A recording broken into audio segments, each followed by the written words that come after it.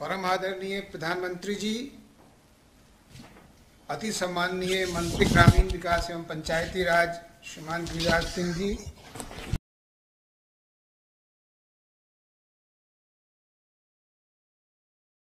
जी,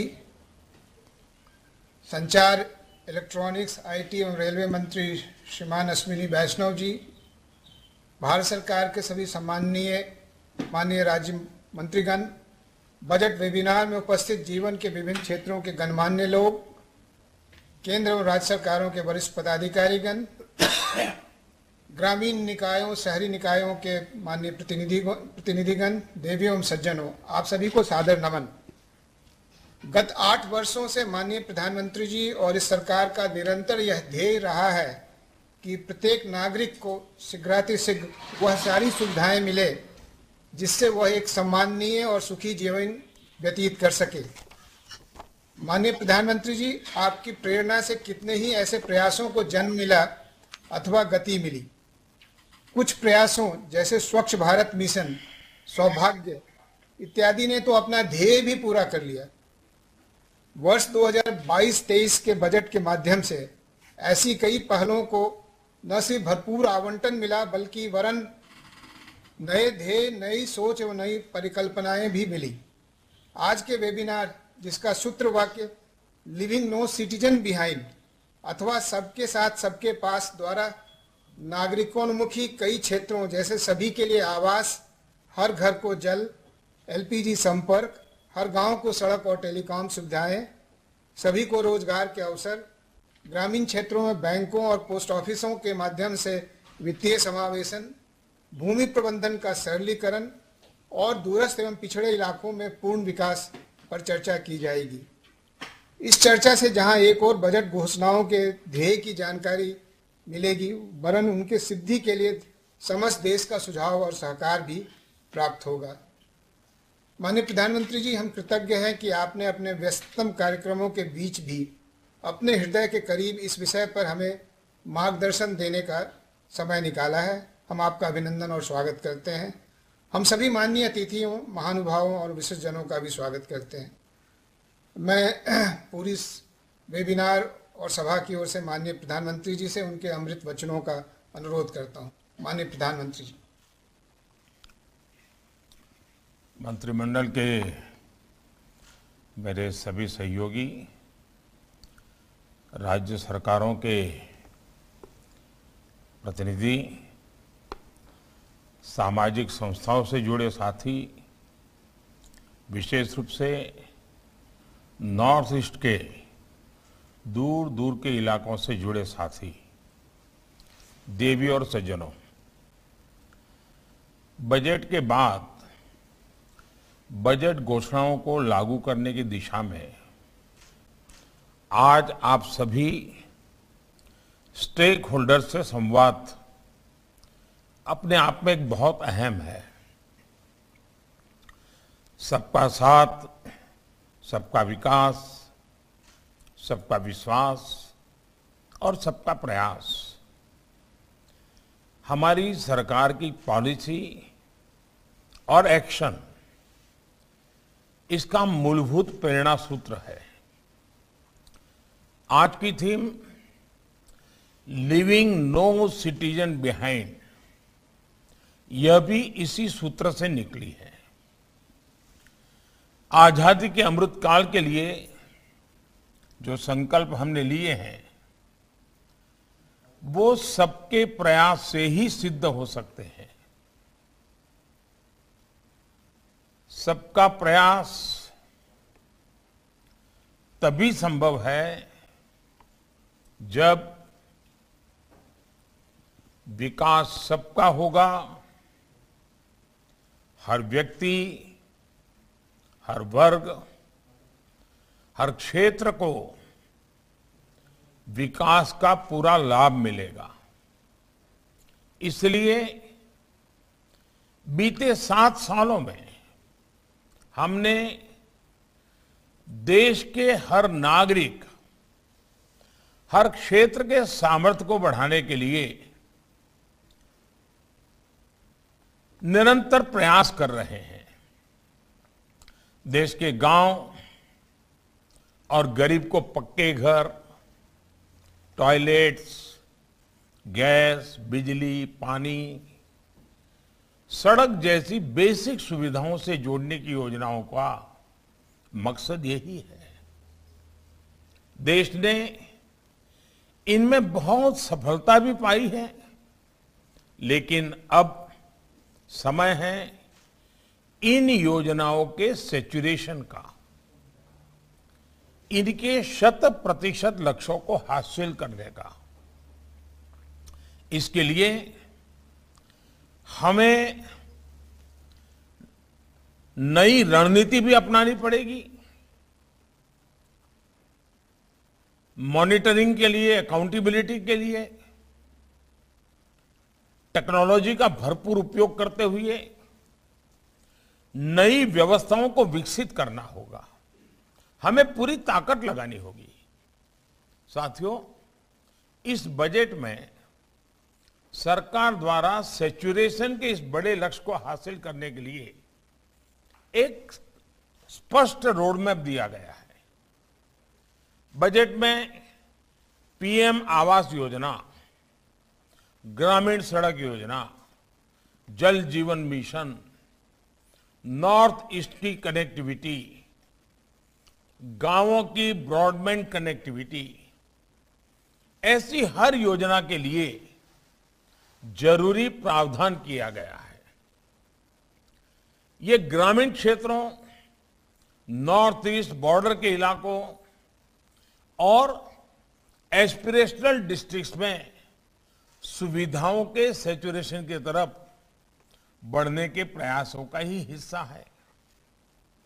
budget में जो vibrant village programme घोषित किया गया है, वो हमारे सीमावर्ती गांवों के विकास के लिए बहुत अहम है। Prime ministers development initiative for north east region यानी पीएम डिवाइन, नॉर्थ ईस्ट में समय सीमा के भीतर विकास योजनाओं के 100% लाभ को सुनिश्चित करने में बहुत मदद करेगा। साथियों, गांवों के विकास में वहां घर और जमीन की प्रॉपर डिमार्केशन बहुत आवश्यक है। स्वामित्व योजना से इसमें बहुत मदद मिल रही है।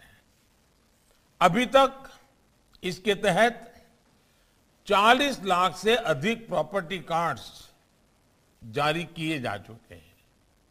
लैंड रिकॉर्ड्स के रजिस्ट्रेशन के लिए एक नेशनल सिस्टम और एक यूनिक लैंड आइडेंटिफिकेशन पिन एक बहुत बड़ी सुविधा होगी। रेवेन्यू डिपार्टमेंट पर सामान्य ग्रामीण की निर्भरता कम से कम हो, हमें यह सुनिश्चित करना है। लैंड रिकॉर्ड्स के डिजिटाइजेशन और डिमार्केशन से जुड़े समाधानों को आधुनिक टेक्नोलॉजी से जोड़ना आज की जरूरत है। मैं समझता हूं कि सभी राज्य सरकारें अगर समय सीमा तय करके काम करेगी तो गांव के विकास को बहुत अधिक गति मिलेगी। ये ऐसे रिफॉर्म्स हैं जो गांवों में इंफ्रास्ट्रक्चर के प्रोजेक्ट के निर्माण की गति को बढ़ाएंगे और गांवों में बिजनेस एक्टिविटी को भी प्रोत्साहित करेंगे। अलग अलग योजनाओं में 100% लक्ष्य पाने के लिए हमें नई टेक्नोलॉजी पर भी फोकस करना होगा ताकि तेजी से प्रोजेक्ट्स भी पूरे हों और क्वालिटी भी कॉम्प्रोमाइज ना हो। साथियों, इस साल के बजट में पीएम आवास योजना के लिए 48,000 करोड़ रुपए का प्रावधान किया गया है। इस साल 80 लाख घर बनाने का जो लक्ष्य है उसे भी तय समय में पूरा करने के लिए तेजी से काम करना होगा।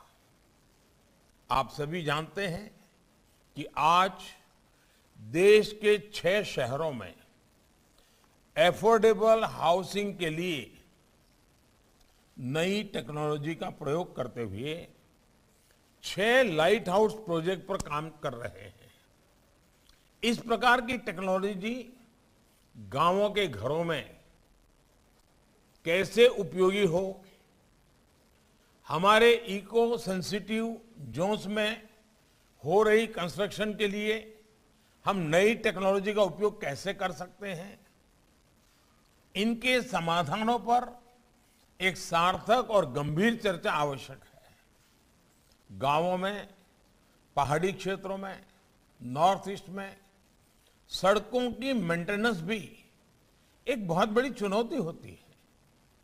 स्थानीय ज्योग्राफिकल कंडीशंस के अनुसार लंबे समय तक टिक सके ऐसे मटेरियल्स की पहचान, उसका समाधान भी बहुत जरूरी है। साथियों, जल जीवन मिशन के तहत लगभग 4 करोड़ कनेक्शन देने का टारगेट हमने रखा है। इस टारगेट को हासिल करने के लिए आपको अपनी मेहनत और बढ़ानी होगी। मेरा हर राज्य सरकार से ये भी आग्रह है कि जो पाइपलाइन बिछ रही है, जो पानी आ रहा है, उसकी क्वालिटी पर भी हमें बहुत ध्यान देने की जरूरत है। गांव के स्तर पर लोगों में एक सेंस ऑफ ओनरशिप आए, वाटर गवर्नेंस को बल मिले, ये भी इस योजना का एक लक्ष्य है। इन सभी बातों को ध्यान में रखते हुए हमें 2024 तक हर घर तक नल से जल पहुंचाना है। साथियों, गांवों की डिजिटल कनेक्टिविटी अब एक एस्पिरेशन भर नहीं है, बल्कि आज की जरूरत है। ब्रॉडबैंड कनेक्टिविटी से गांवों में सुविधाएं नहीं मिलेगी, बल्कि ये गांवों में स्किल्ड युवाओं का एक बड़ा पूल तैयार करने में भी मदद करेगा। गांवों में ब्रॉडबैंड कनेक्टिविटी से सर्विस सेक्टर का विस्तार जब होगा तो देश का सामर्थ्य और ज्यादा बढ़ेगा। ऑप्टिकल फाइबर कनेक्टिविटी में अगर कहीं कोई दिक्कतें आ रही हैं तो उनकी पहचान और उनका समाधान हमें ढूंढना ही होगा। जिन जिन गांवों में काम पूरा हो चुका है, वहां क्वालिटी और इनके प्रॉपर यूज के लिए प्रति जागरूकता फैलाना भी उतना ही जरूरी है। 100% पोस्ट ऑफिस को कोर बैंकिंग सिस्टम में लाने का फैसला भी एक बड़ा कदम है। जनधन योजना से फाइनेंशियल इंक्लूजन का जो अभियान हमने शुरू किया था, उसको सैचुरेशन तक पहुंचाने में इस कदम से बल मिलेगा।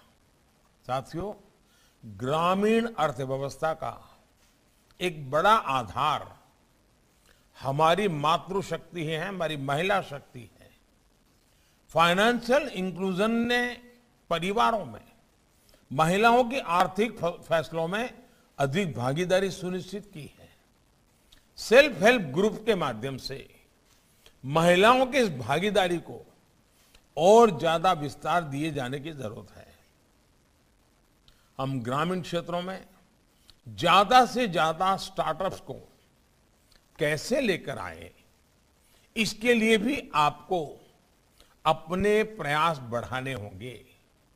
साथियों, इस बजट में घोषित सभी कार्यक्रमों को हम समय सीमा के भीतर कैसे पूरा कर सकते हैं, सभी मंत्रालयों, सभी स्टेक होल्डर्स का कन्वर्जेंस कैसे सुनिश्चित कर सकते हैं, इसको लेकर इस वेबिनार में विस्तृत चर्चा अपेक्षित है। मुझे विश्वास है कि लीविंग नो सिटीजन बिहाइंड का लक्ष्य ऐसे ही प्रयासों से पूरा होगा। मेरा यह भी आग्रह है कि इस प्रकार की समिट में हम सरकार की तरफ से ज्यादा कुछ बोलना नहीं चाहते हैं। हम आपको सुनना चाहते हैं, हम आपके अनुभवों को जानना चाहते हैं। हम हमारे गांव की क्षमता कैसे बढ़े, पहले तो गवर्नेंस की दृष्टि से। आप सोचिए कभी, क्या कभी गांव के अंदर जितनी सरकारी एजेंसियों का कोई न कोई रोल होता है, वे गांव के स्तर पर कभी 2-4 घंटे एक साथ बैठ करके उस गांव में साथ मिलकर के क्या कर सकते हैं, चर्चा की है? मैं लंबे अरसे तक राज्य में मुख्यमंत्री रह करके आया हूं। मैं अनुभव करता हूं कि ये हमारी आदत नहीं है। एक दिन एग्रीकल्चर वाला जाएगा, दूसरे दिन इरिगेशन वाला जाएगा, तीसरे दिन हेल्थ वाला जाएगा, चौथे दिन एजुकेशन वाला जाएगा, और एक दूसरे को कोई पता नहीं होगा। क्या उस गांव में कोई दिन तय करके जितनी संबंधित एजेंसी एक साथ बैठे, गांव के लोगों के साथ बैठे, गांव की इलेक्टेड बॉडी के साथ बैठे, बैठ करके आज हमारे गांव के लिए पैसे उतनी समस्या नहीं है जितने की हमारे साइलो खत्म करना, कन्वर्जेंस होना और उसका लाभ लेना। अब आप सोचेंगे भाई, नेशनल एजुकेशन पॉलिसी और ग्रामीण विकास का क्या लेना देना? अब आप सोचिए, नेशनल एजुकेशन पॉलिसी में एक विषय है कि भाई आप स्थानीय जो हुनर है उससे बच्चों को परिचित करवाइए। आप स्थानीय इलाके में टूर के लिए जाइए।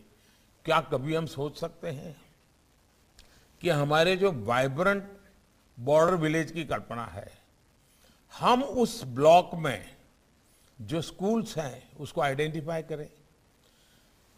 कहीं पर 8वीं कक्षा के बच्चे, कहीं पर 9वीं कक्षा के बच्चे, कहीं 10वीं कक्षा के बच्चे, 2 दिन के लिए एक रात वहां स्टे करना, जो आखिरी विलेज है उसका टूर करें, विलेज को देखें, विलेज के पेड़ पौधों को देखें, वहां के लोगों के जीवन को देखें, वाइब्रेंसी आना शुरू हो जाएगा।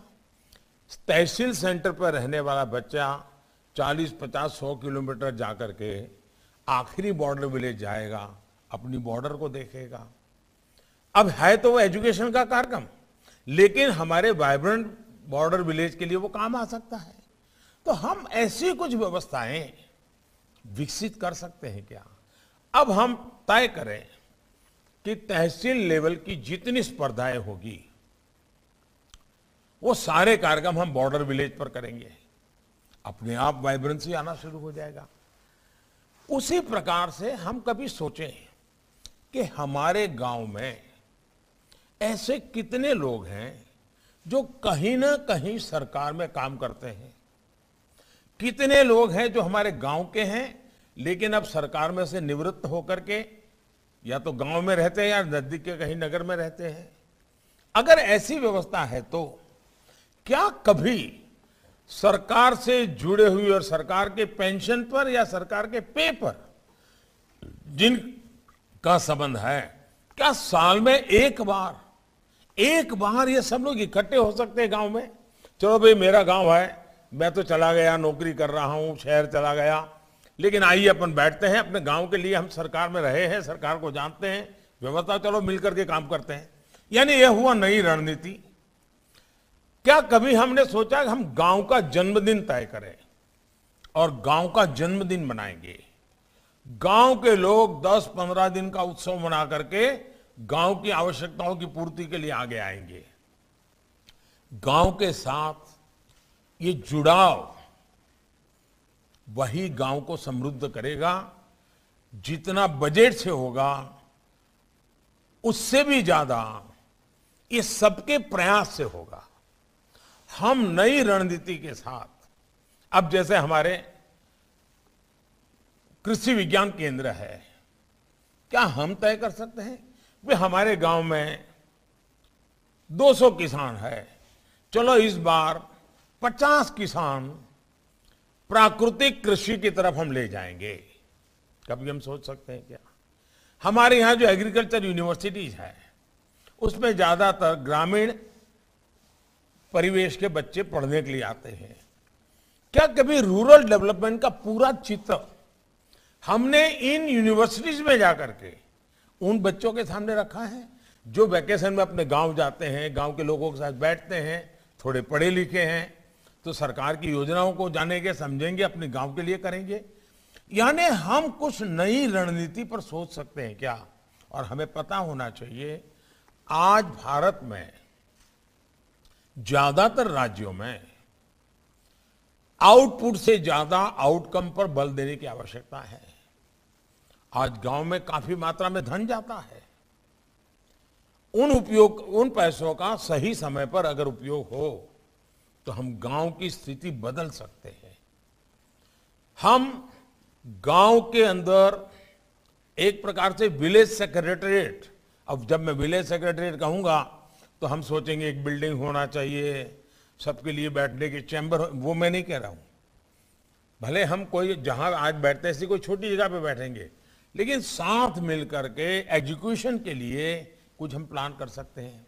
उसी प्रकार से आपने देखा होगा, भारत सरकार ने एस्पिरेशनल डिस्ट्रिक्ट का एक कार्यक्रम हाथ लिया। इतना अद्भुत अनुभव आ रहा है कि डिस्ट्रिक्ट के बीच में कंपटीशन शुरू हुई है। हर डिस्ट्रिक्ट को लग रहा है कि मेरे राज्य में मैं पीछे नहीं रहूंगा। कई डिस्ट्रिक्ट को लग रहा है कि मैं नेशनल एवरेज से भी आगे निकलना चाहता हूं। क्या आप अपनी तहसील में 8 या 10 पैरामीटर तय करें, उन 8 या 10 पैरामीटर की कंपटीशन, हर 3 महीने में उस कंपटीशन का रिजल्ट आए कि भाई इस कामों में कौन सा गांव आगे निकल गया, कौन सा गांव आगे बढ़ रहा है। आज हम क्या करते हैं, बेस्ट विलेज का स्टेट लेवल का अवार्ड देते हैं, बेस्ट विलेज का नेशनल लेवल का अवार्ड देते हैं। आवश्यकता यह है कि गांव में ही तहसील लेवल के जो अगर 50, 100, 150, 200 गांव है, उनके बीच ही कंपटीशन करें और उनको पैरामीटर तय करें कि भाई ये 10 विषय हैं, चलिए 2022 में इन 10 विषयों की कंपटीशन देखते हैं, इन 10 विषयों में कौन आगे निकलता है। आप देखिए बदलाव शुरू हो जाएगा। और जब इस प्रकार से ब्लॉक लेवल पे मान्यता मिलेगी तो बदलाव शुरू होगा। और इसलिए मैं कहता हूं कि budget is not a issue.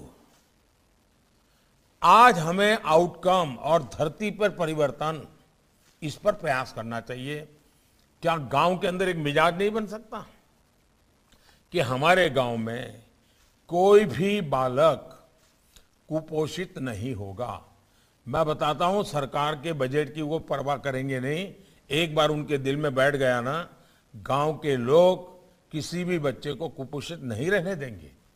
आज भी हमारे यहाँ ये संस्कार है। हम अगर ये कहें कि भाई हमारे गांव में एक भी ड्रॉप आउट नहीं होगा, आप देखिए गांव के लोग जुड़ेंगे। हमने तो देखा है कई गांव के नेता ऐसे हैं, पंच हैं, सरपंच हैं, लेकिन कभी गांव के स्कूल में गए ही नहीं है। और गए तो कब गए, झंडा बंदन के दिन चले जाए, बाकी कभी जाना ही नहीं। ये हम आदत कैसे बनाए? ये मेरा गांव है, ये मेरे गांव की व्यवस्थाएं हैं, मुझे उस गांव में जाना है। और ये लीडरशिप सरकार की सभी इकाइयों ने देनी चाहिए। अगर हम ये लीडरशिप नहीं देंगे और हम सिर्फ कह देंगे हमने चेक काट दिया, हमने पैसे भेज दिए, काम हो जाएगा, परिवर्तन नहीं आएगा। और आजादी के जब 75 साल मना रहे हैं और महात्मा गांधी के जीवन से जुड़ी हुई जो कुछ बातें हैं, क्या हम उसको साकार नहीं कर सकते? स्वच्छता, भारत की आत्मा गांव में रहती है, ऐसा महात्मा गांधी कह के गए हैं। क्या हम इसको पूरा नहीं कर सकते हैं?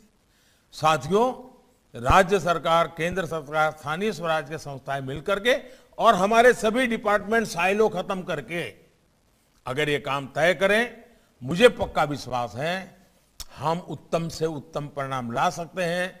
आजादी के 75 साल, हमें भी देश को कुछ देना चाहिए। इस मिजाज के साथ हम काम करें। आप आज पूरा दिन भर चर्चा करने वाले हो बजट को गांव के जीवन में बदलाव लाने में कैसे, optimum utilisation of the each and every penny, ये हम कैसे कर सके। अगर ये हम कर लेंगे तो आप देखिए कोई भी नागरिक पीछे नहीं छूटेगा, हमारा सपना पूरा होगा। मेरी आप सबको बहुत शुभकामनाएं हैं। बहुत बहुत धन्यवाद।